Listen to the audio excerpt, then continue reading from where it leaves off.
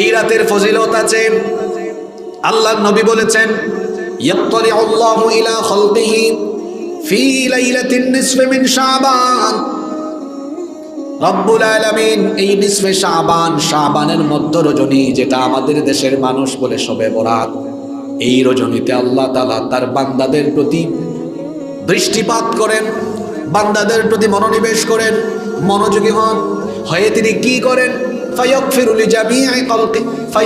লিজামিই খালকিহি ইল্লা লিমুশরিকিন আও মুশাহিন।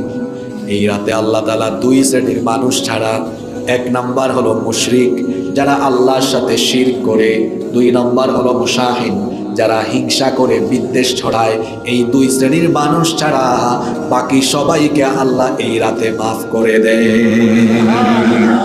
কয় শ্রেণীর মানুষ ছাড়া?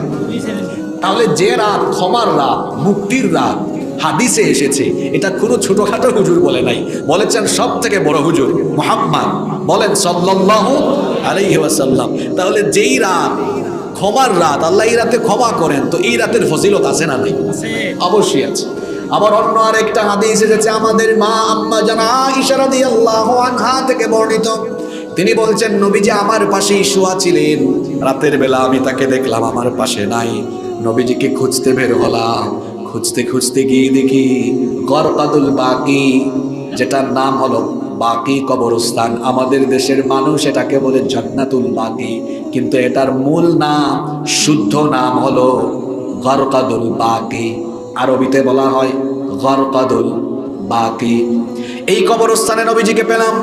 নবীজিকে গিয়ে বললাম, আপনি এখানে কেন? নবীজি তখন বললেন, আয়েশা তুমি কি জানো না, আজকের রাত হলো নিসফে শাবান, মধ্য শাবানের রাত। আজকের এই রাতে আল্লাহ তাআলা বনি কালবের যে ছাগল রয়েছে, তাদের ছাগল পালে যত মেষ আছে, এর চাইতেও অধিক সংখ্যক গুনাহগারদেরকে আল্লাহ এই রাতে মাফ করে দেয়। তাহলে ফজিলত আছে না নাই? আছে।